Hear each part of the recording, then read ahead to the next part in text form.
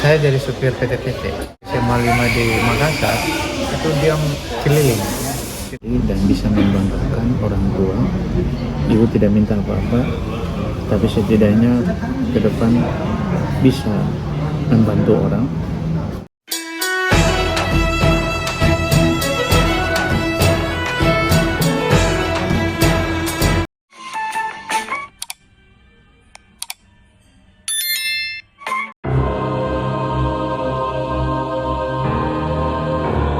Saya dulu lahir di daerah yang dekat pantai. Desa saya itu sebutan lain tuh negeri itu yang daerah pantai. Saya lahir di tahun 1979 dari keluarga yang sederhana. Bapak saya seorang supir angkot, supir antar kota dalam provinsi, yang tiap malamnya kita nggak pernah ketemu, paginya baru ketemu karena kesibukan bapak saya seperti itu. Ibu saya seorang penjual roti pada zamannya, jadi menjual roti manis, kadang-kadang juga jual roti goreng. Saya anak yang tua dari 5 bersaudara, lalu saya perempuan 2 dan laki-laki 2. Dan memang pada saat masa kecil itu kita diajarkan oleh bapak untuk mandiri dari keluarga yang sederhana, dan pergaulan saya seperti biasa, sama seperti anak-anak yang lain. Kadang-kadang main di pantai karena kampung saya dekat pantai. Kadang-kadang pulang sekolah di waktu SD itu sambil mancing di pelabuhan. Kadang-kadang ikut om buang jaring itu alat tangkap ikan yang biasa. Dan seiring waktu, ibu saya banyak hal mengajarkan kita tentang harus kuat menghadapi hidup, mandiri, dan harus menjadi orang yang bisa bermanfaat bagi orang lain. 6 tahun SD di SD Negeri 3 itu banyak hal yang saya lalui.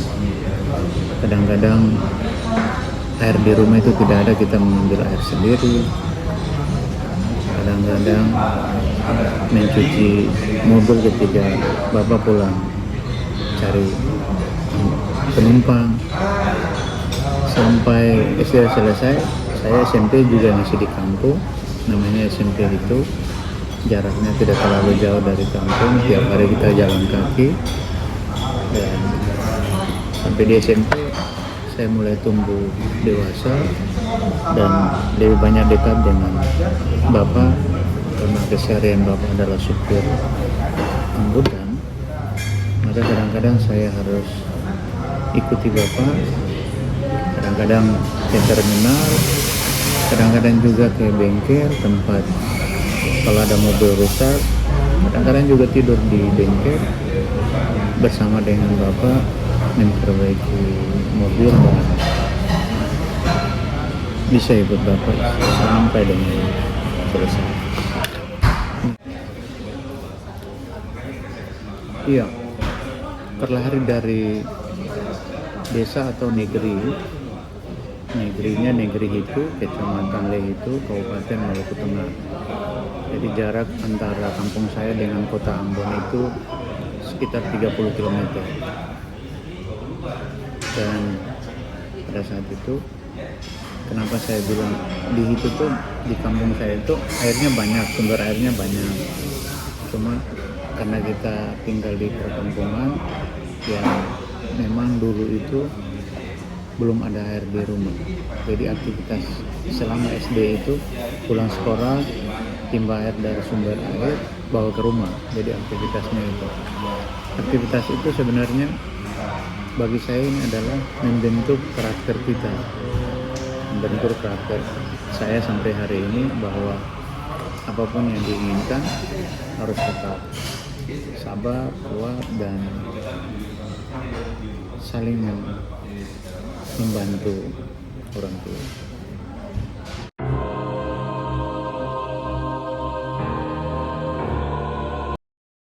Ya. SD nongkrong di kampung membentuk karakter kemandirian.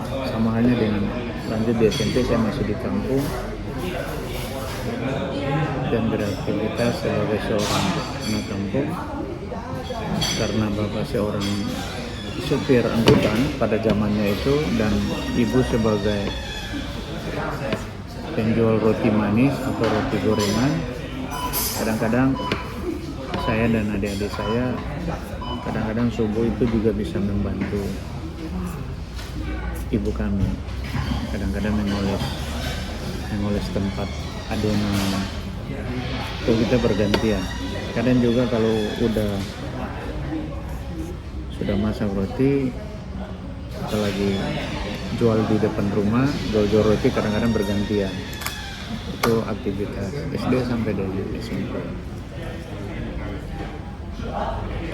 Karena di kampung itu sering melihat kondisi kampung di mana kalau bapak seorang supir, maka aktivitas kita dengan mobil melekat, kadang-kadang menjadi kondektur. Jadi SMP sudah mulai melekat membantu bapak, kadang-kadang ke terminal, ke bengkel. Sampai dengan SMA saya udah mulai mandiri. SMA kelas 1 sampai SMA kelas 2 kadang-kadang udah menjadi kondektur, bergantungan di mobil bus punyanya bapak itu sampai menjadi kondektur.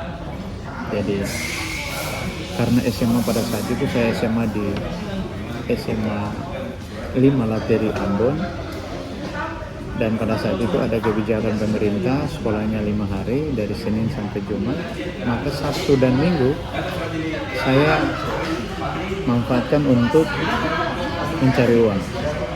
Jadi mencari uangnya dengan cara Sabtu karena tidak sekolah, Sabtu saya menjadi kondektur karena pada saat itu saya sudah pintar bawa mobil. Hari Minggu itu kadang-kadang saya bawa mobil. Dulu ada mobil bapak yang namanya mobil angkutan menuju ke salah satu wilayah pariwisata. Kadang-kadang Minggu saya bawa.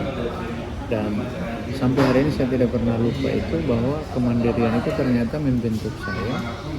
Dan ketika SMA kelas 3 berbagi kebiasaan mengajak teman-teman dari hasil yang saya dapat, itu sering saya lakukan.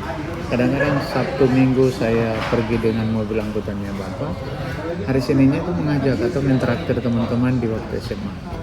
Kadang-kadang ajakan mereka, saya ajak mereka ke warung-warung nasi kuning, kantin-kantin yang ada tuh saya bayar. Ternyata disitulah saya membentuk karakter berbagi dan mandiri.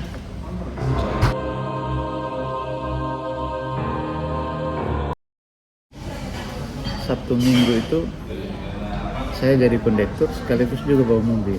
Jadi kadang Sabtu ada supir bapak, saya menjadi kondektur, Minggu saya jadi supir dan saya bawa sendiri. Karena mobil angkutan kota pada saat itu jalurnya ke tempat pariwisata, ada sampai hari ini saya masih ingat ketika saya bawa mobil. Yang lucunya penumpang di dalam mobil itu adalah wali kelas saya. Ini sampai hari ini saya masih ingat. Dan pada saat wali kelas saya itu turun, dia membayar ongkos mobil, ketahuan saya pada saat itu. Ketahuan saya, dan akhirnya wali kelasnya mengatakan, hari Senin kamu menghadap saya.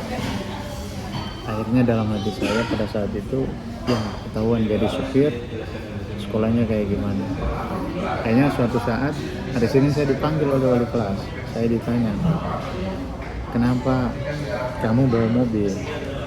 Saya bilang, saya bawa mobil itu karena ada keinginan besar saya bahwa setiap seragam sekolah saya, sepatu saya, baju saya itu saya beli dari hasil yang saya dapatkan dari mobil. Kitanya juga berapa satu hari didapat? Zaman itu 96, 97 ya.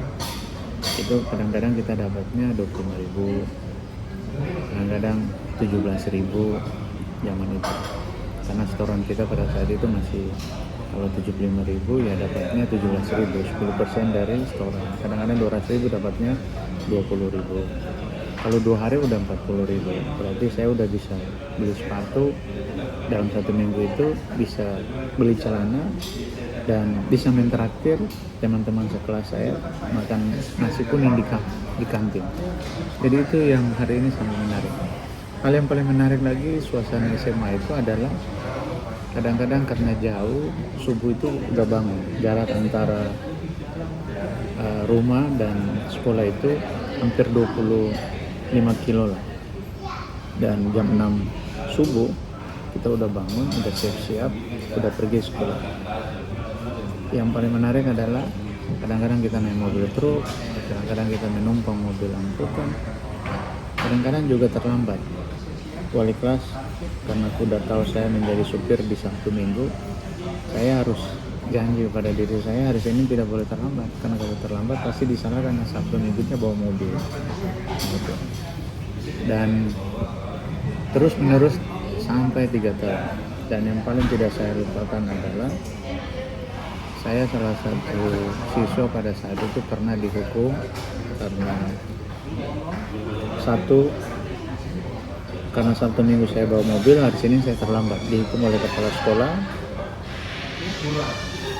Yang kedua, dihukum oleh wali kelas. Tapi hukuman itu dengan perjanjian.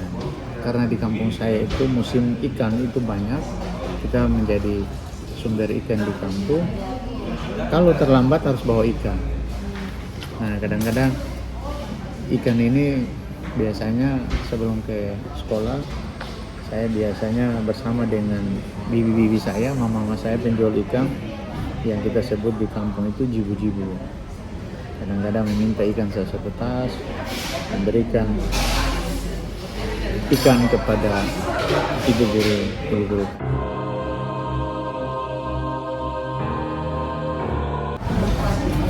Nah, setelah lulus, karena ada jeda waktu orang mendaftar di UMPTN ya, dulu bahasanya UMPTN ya, sekolah kampus negeri, saya full bawa mobil. Dan sampai hari ini masih teringat ada salah satu om saya yang pada saat itu di terminal, kalau saya bawa mobil, saya kondektur, jam 10 malam itu saya udah jauh dari ibu, udah jauh dari kampung, dan sudah berada di terminal angkutan. Dan pada saat itu saya tidur di dalam bis mobilnya bapak, om saya menegur saya. Dan sampai hari ini saya tidak pernah lupa bahwa kalau menjadi supir, maka masa depannya akan tetap menjadi supir menggantikan bapak. Cerita di terminal itu pada saat yang sama bersamaan masuklah, karena terminal kita dekat dengan pelabuhan Ambon, masuknya kapal ini pada saat itu Rinjani. Si om mengatakan ada 2 hal kalau keluar dari kampung. Pertama, kalau ke Irian berarti cari uang, kalau ke Makassar ataupun ke Surabaya berarti cari ilmu. Maka ke depan akan berhasil kalau cari ilmu. Menjadi seorang supir dan kondektur tentu hanya bisa menghidupi keluarga. Tapi kalau mencari ilmu dan menjadi bekal untuk masa depan, bisa bermanfaat bagi keluarga, bisa juga bermanfaat bagi orang banyak. Dari situlah saya termotivasi. Sejak lulus SMA, saya udah mulai terpengaruh, dan aktivitas hampir 3 bulan di terminal itu menjadi supir dan kondektur, ini saya terpengaruh. Suatu ketika di tahun 97, saya diajak sama om Dan saya mau dibilang ngambil uang setorannya mobil bapak, dengan modal itu beli tiket berangkat ke Makassar untuk mendaftarkan diri sebagai seorang mahasiswa di Universitas Muslim Indonesia. Dan itu terjadi mengalir, dan itu termotivasi dengan bahasanya Om di terminal. Dan keberangkatan saya ke Makassar itu mau dibilang, kata orang di kampung, teman-teman saya itu pelarian. Pelarian itu mengambil setoran uangnya bapak, beli tiket, lalu kemudian berangkat padanya dengan bermodalkan ijazah SD, SMP, dan SMA. Akhirnya mendaftar di UMI di tahun 97.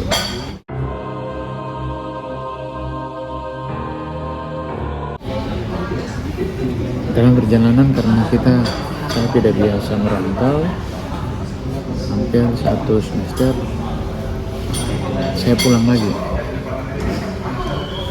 lagi ke Ambon.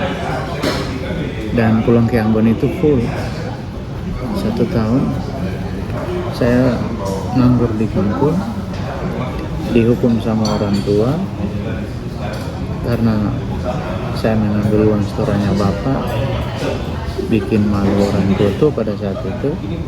Akhirnya bapak menghukum, ya udah kalau mau jadi supir ya bawa mobil, mau jadi pengangguran ya terserah, bergaul dengan siapapun terserah. Akhirnya 1 tahun itu full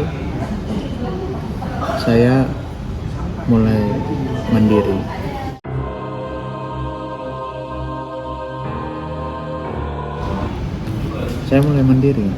Jadi kerja saya itu udah menjadi supir karena saya udah punya SIM. Jadi kadang-kadang bawa mobil semraut, ada mobil bus, kadang-kadang mobil pick up, kadang-kadang mobil angkutan biasa, kadang-kadang juga mobil punyanya Om. Jadi aktivitas itu terus menerus.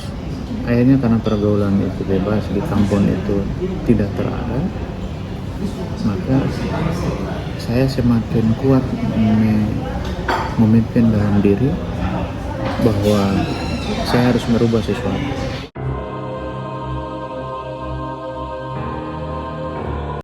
Suatu ketika ada perkataan ibu saya yang membuat saya harus kembali ke rumah. Pada saat subuh, ibu itu biasa membuat adonan roti di saat subuh, dan beliau mengatakan bahwa besok-besok kalau saya punya pekerjaan tetap, saya punya uang, maka akan nanti seperti bapak. Karena ada pengalaman pahit bapak, yaitu sampai hari ini, sampai meninggal pun masih tetap menjadi supir. Karena saya anak yang tua, saya dibebankan oleh ibu untuk harus bisa mandiri dan bisa membanggakan orang tua. Ibu tidak minta apa-apa, tapi setidaknya ke depan bisa membantu orang, sama halnya dengan bapak yang sering membantu keluarga.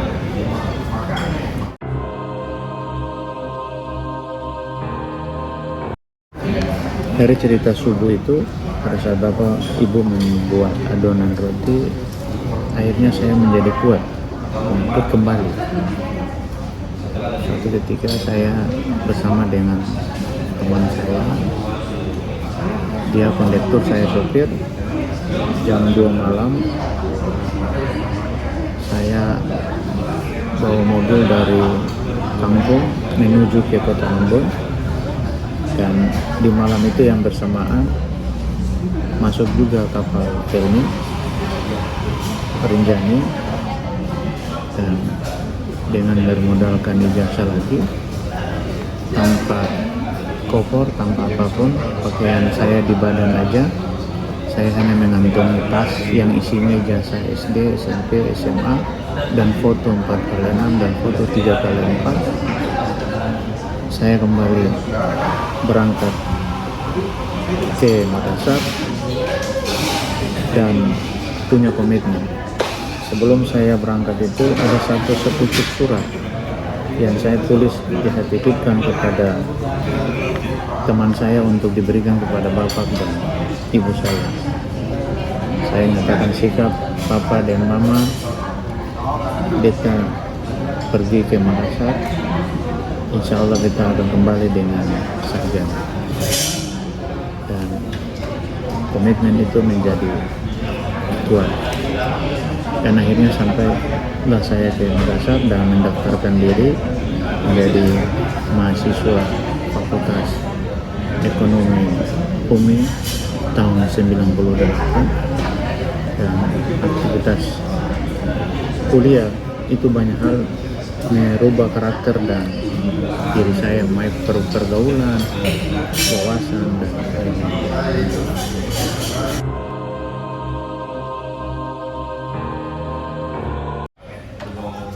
iya, pilihan dan komitmen saya ke Makassar itu kenapa harus ke UMI? Pertama, ada sepupu saya di tahun 96, dia mendaftar juga di UMI, dan omnya juga bekerja sebagai pegawai tata usaha pada saat itu di Universitas Muslim Indonesia dan tinggalnya di perumahan dosen UMI.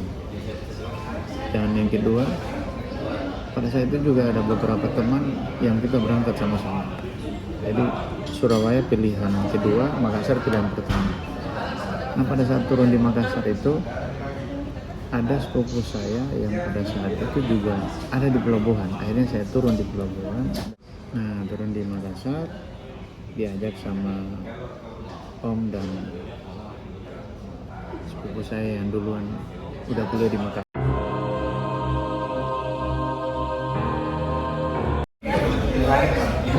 Sampai hari ini masih teringat ya, om saya itu kerjanya ada dua om ya, satu di Fakultas Teknik Industri, satu di pengelola algebra Sinan. Dan om ini karena istrinya orang Bone dan beliau punya dua angkutan namanya PT-PT ya, PT-PT SMA 5. Di semester 1 saya menjadi mahasiswa, saya harus dituntut untuk mandiri.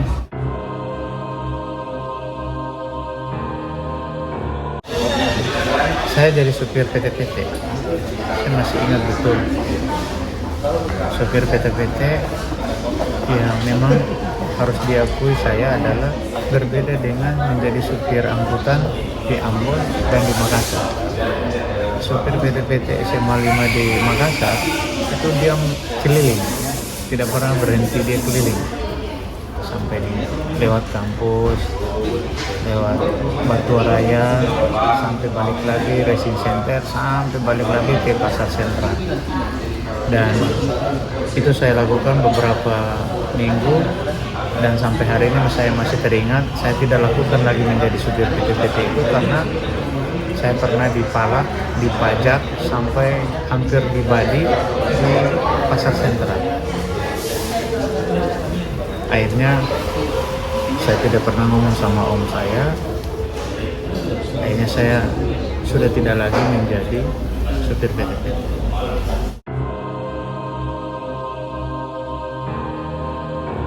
Karena saya berangkat itu bukan kasarnya mencuri ya, mengambil uang setoran mobil bapak.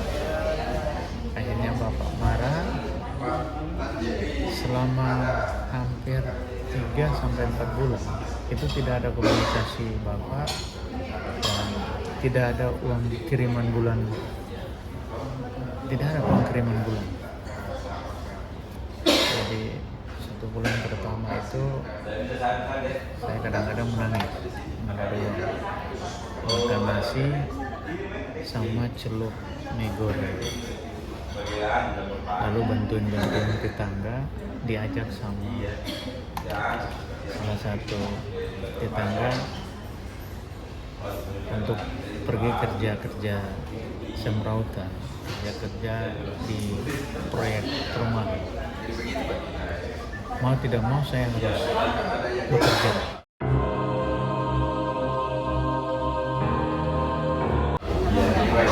Akhirnya saya ditawari kerja harian sebagai buruh yang tugasnya membantu aktivitas pencoran. Jadi kadang-kadang kita ngangkat pasir, saya ngangkat pasir, ngangkat batu, mencor salah satu perumahan di depan Universitas Hasanuddin. Kerja harian pada saat itu dengan uang makan itu hampir 15.000. Kadang-kadang dapat 12.000, kadang-kadang dapat 10.000. Kalau makan sendiri, ya kadang-kadang dapatnya segitu. Itu saya lakukan hampir 1 bulan. Karena kenapa saya lakukan ke 1 bulan? Saya pada saat itu kerja 3 hari, tangan bengkak, belakang sakit. Akhirnya di kosan itu tidur, paginya kuliah, sorenya udah balik lagi kerja, terus menerus hampir 3 bulan.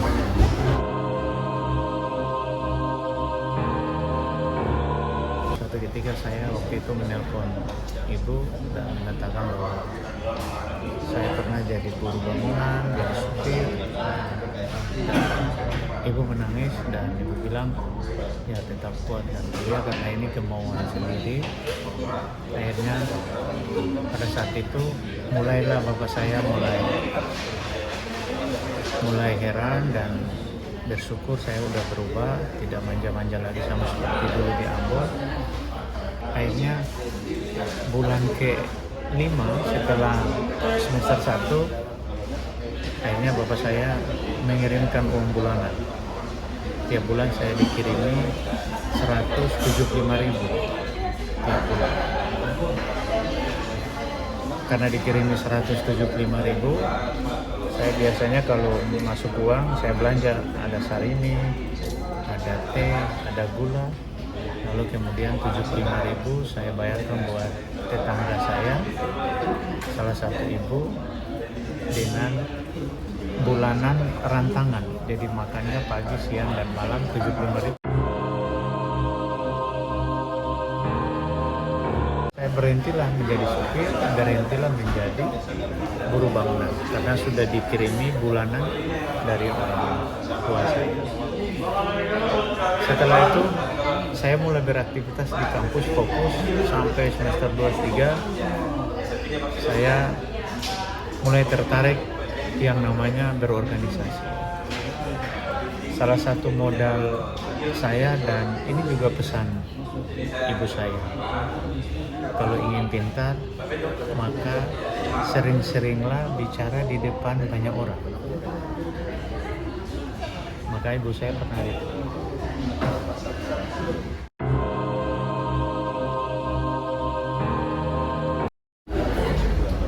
Ibu saya titip satu pesan itu yang menjadi modal dan sampai hari ini menjadi filosofi tersendiri buat saya.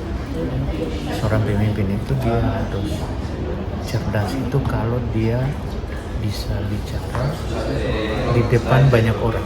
Maka ibu saya mengajarkan saya tentang bagaimana supaya saya tidak grogi, saya bisa percaya diri dan bicara di banyak orang. Saya masih ingat sampai hari ini, dalam hati itu selalu katakan, hai semut-semut kecil, saya adalah seekor gajah, kalian adalah semut, maka saya seekor gajah, saya akan menginjak-injak kalian. Itu filosofi yang ibu saya ajarkan sampai hari ini. Makanya setiap saya di mana-mana ketemu sama orang dan siapapun dia, saya menganggap mereka semut-semut kecil, saya seorang gajah, tapi filosofinya bukan meremehkan orang, tapi membesarkan diri saya sehingga tidak malu, tidak canggung terhadap orang banyak di saat saya berhadapan dengan orang banyak. Itulah filosofi.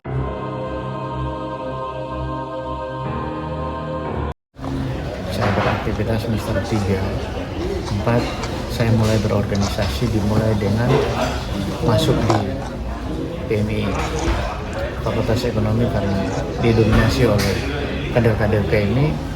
Saya mengikuti salah satu senior saya yang sampai hari ini menjadi partner saya di DPRD. Akhirnya masuk di PMI. Di PMI saya juga bingung, waktu itu tidak lama, tidak tuntas. Saya kembali diajak oleh sepupu saya masuk di HMI. Akhirnya saya basic training di HMI tahun 98. Akhirnya fokus di HMI. Di HMI banyak sekali hal yang saya dapat. Akhirnya kebiasaan saya nonton Liga Italia pada saat itu, Liga Inggris, main game, minum saraba dengan ubi, itu saya hilangkan. Saya mulai terbiasa memegang buku dan membaca buku. Akhirnya aktivitas saya ini dengan membaca buku, beraktivitas dia ini mengajarkan saya di dunia yang berbeda yang sebelumnya saya dapatkan, di mana banyak teman, di mana banyak buku yang saya baca.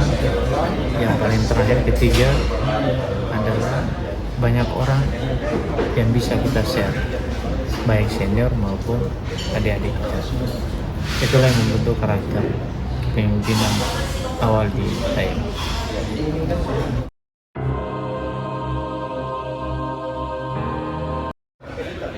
56 saya mulai beraktivitas di HMI dan hampir waktu terbuang habis di HMI. Ada satu yang tidak terlupakan adalah karena saya sering keluar berorganisasi, kadang-kadang ujian tidak lulus. Sebelum nilai itu keluar, saya udah melakukan pendekatan dengan dosen-dosen.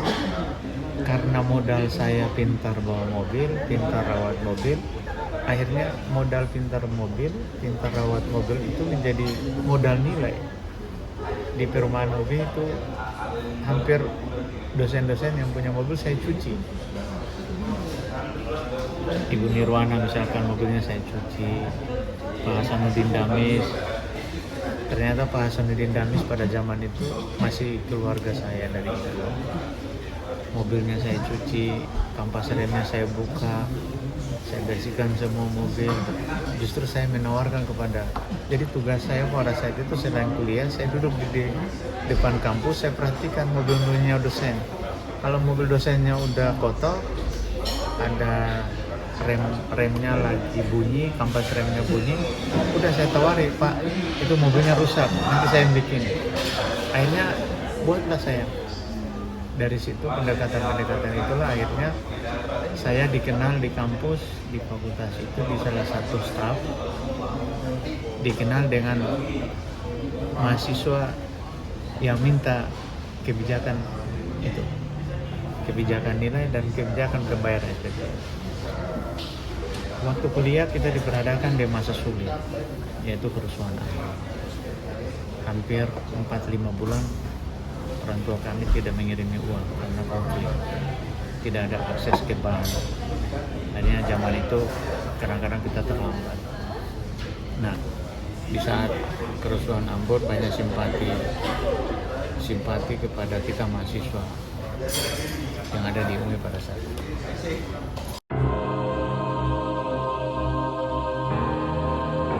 Hanya salah satu yang paling teringat dari saya di kampus, saya mungkin menjadi rekor ya di Fakultas Ekonomi dan di Universitas Ekonomi.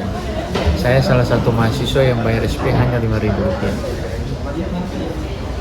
Bayar SPP hanya Rp5.000 karena kondisi pada saat itu uang saya Rp15.000. Saya minta kebijakan dari Pak Hasanuddin Damis. Waktu itu uang semester itu Rp425.000. Karena tidak ada kiriman, kalau tidak dibayar maka pasti dianggap cuti dan tidak mengikuti semester. Menunggu kiriman orang tua di Ambon tidak bisa karena kondisi kerusuhan, Ambon banknya tutup, tidak ada akses. Maka salah satu cara adalah minta kebijakan. Pak Hasanuddin Damis pada saat itu memberatkan hati untuk membantu. Tapi saya bilang ini ada uang 15.000, saya bisa bayar 5.000 sebagai tanda bukti saya bayar. 10.000-nya saya pergunakan pada saat itu, masih ingat hari Jumat, Sabtu, Minggu saya bisa hidup dengan 10.000. Hari Senin saya berharap bisa ada kiriman dari orang. Kalau saya menunggu kiriman hari orang tua hari Senin baru masuk, maka saya bisa dikategorikan mahasiswa yang tidak mendaftar di semester itu. Akhirnya dikasihlah kebijakan bayar SPP 5.000 rupiah. Dan hari ini saya masih ingat, mudah-mudahan filenya masih ada, bukti pembayaran itu mudah-mudahan di kampus saya masih simpan. Itulah ternyata dari situ mengajarkan saya untuk membentuk diri, bagaimana kita melakukan komunikasi, bagaimana lobby itu ya. Dari perjalanan setelah kerusuhan dan saya mulai KKN, dan lucunya kami beberapa orang bergabung KKN itu bukan di Makassar. Kami salah satu mahasiswa UMI yang pada saat itu mengusulkan KKN di wilayah Ambon. Saya pada saat itu kita 20 orang meminta Pak Rektor, Pak Mansur Ramli pada saat itu untuk kita KKN di Ambon. Akhirnya disetujui, malahan kami diantar langsung oleh Pak Mansur, Pak Rektor. Kami KKN di Kabupaten Buru, di Namlea, diantar langsung oleh Pak Rektor, sekaligus awal mula bukanya cabang UMI, namanya sekarang Universitas Ikra Buru. Itu adalah salah satu kampus jauh UMI di Maluku, di Kabupaten Buru. Kita 20 orang. Okay.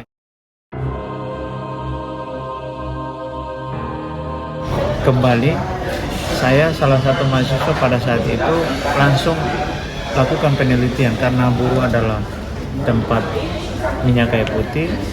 Saya langsung penelitian dan kembali dari KKN, saya langsung mengajukan proposal judul dengan judul Strategi Pemasaran Minyak Kayu Putih pada salah satu perusahaan FA Abdul Ali di Ambon.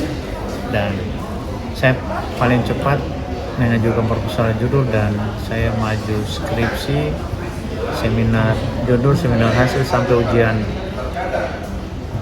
skripsi itu paling cepat, dan tidak sampai 4 tahun saya wisuda. Dan saya mengalahkan senior-senior saya, termasuk kakak-kakak sepupu saya. Kanda Abu 96, saya 98, wisuda 2023 ya. Nah itu.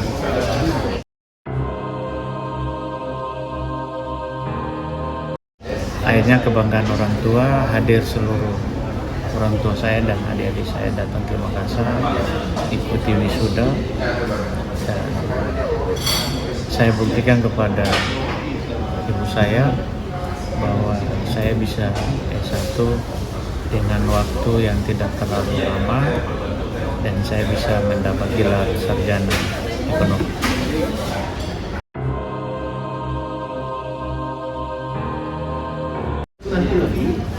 Setelah wisuda akhirnya saya pulang kampung, kembali ke kampung. Nah, kembali ke kampung itu ada beban tersendiri karena kita kuliah jauh dari kampung, maka ada harapan orang di kampung, terutama keluarga, itu harus menjadi pegawai negeri sipil. Saya pernah tes pegawai negeri sipil, pernah tes CPNS di Kabupaten Buru, tempat dulu menjadi tempat KKN, nggak lolos. Pernah lagi tes CPNS sebagai pegawai negeri di Kabupaten Serang bagian Barat. Nah, pada saat tes CPNS di Kabupaten Serang bagian Barat, ketemulah teman dekat. Nah, ini istrinya.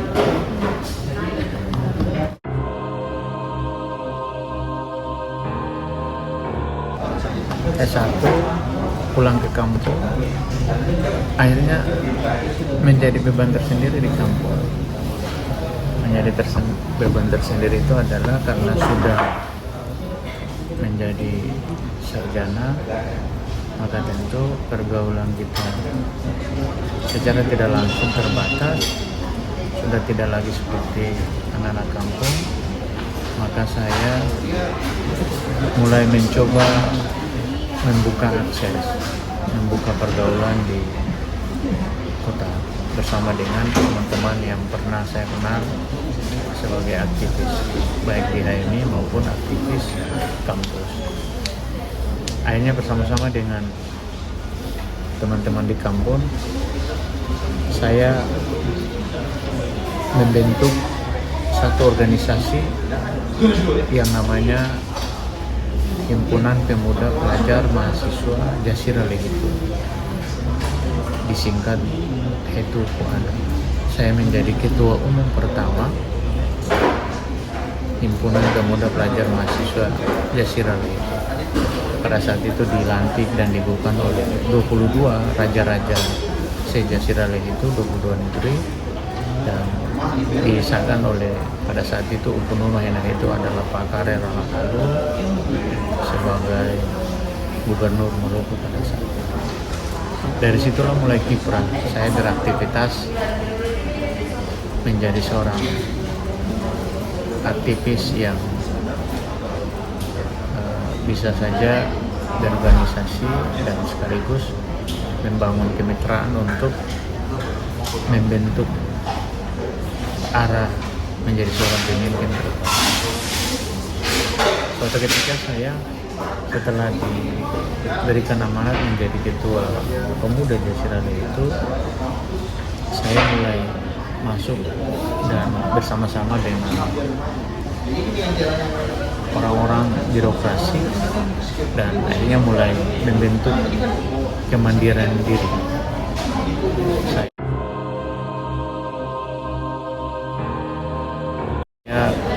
bersama dengan teman-teman ya kolega di birokrasi, akhirnya ada proyek yang harus dikerjakan. Saya mengikuti masih sebagai pengawas lapangan, masih sebagai penanggung jawab lapangan, masih sebagai penanggung jawab mendistribusikan barang dan alat peralatan di lokasi-lokasi proyek. Hanya itu membentuk kemandirian.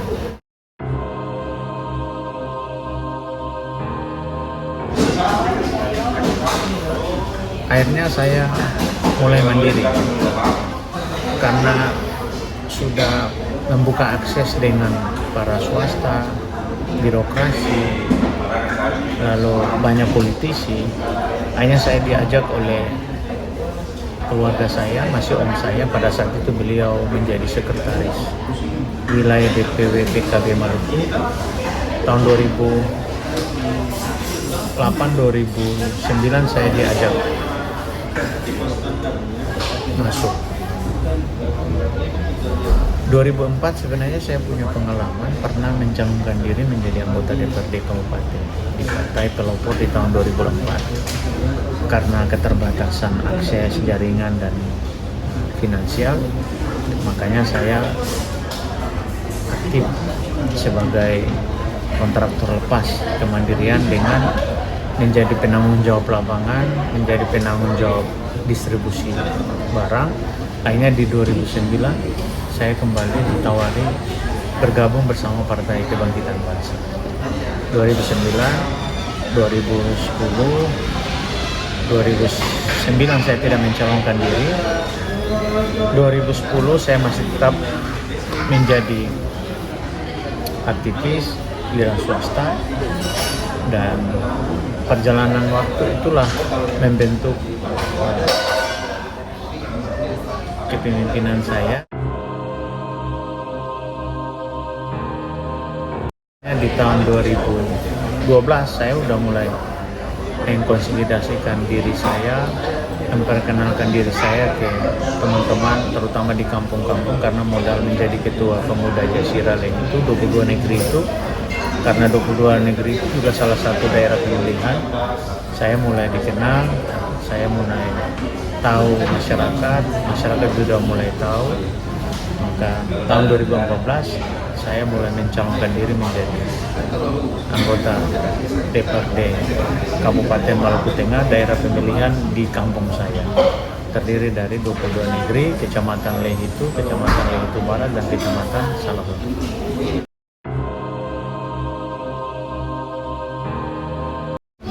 Dan alhamdulillah 2014 saya terpilih dengan jumlah suara yang cukup baik dan terpilih dan dilantik menjadi anggota DPRD Kabupaten Maluku Tengah tahun 2014 periode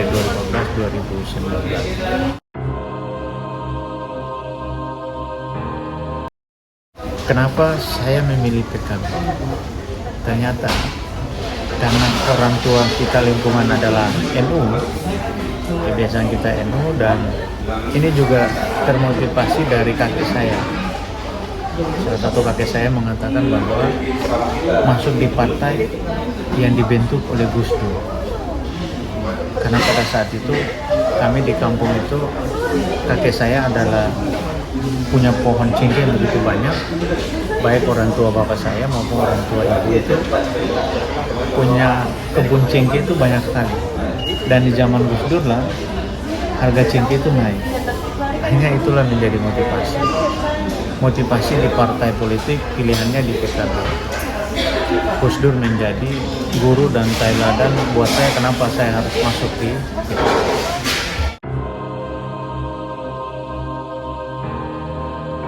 Kenapa saya berpolitik? Perjalanan dan aktivitas saya itu mengajarkan saya untuk bisa berbagi.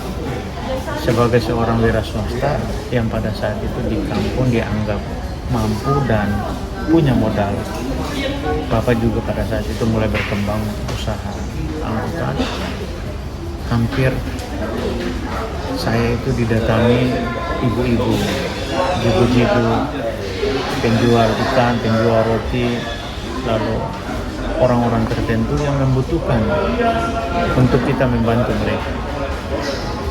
Dari situ saya berpikir pilihan menjadi anggota DPRD ternyata mendekatkan kita untuk bisa membantu masyarakat lebih baik lagi tanpa harus modal kita. Itulah menjadi motivasi saya menjadi anggota DPRD, memperjuangkan apa yang menjadi aspirasi dari masyarakat. Pilihan itu menjadi pilihan kenapa masuk di PKB dan kenapa masuk menjadi anggota DPRD Kabupaten Maluku Tengah.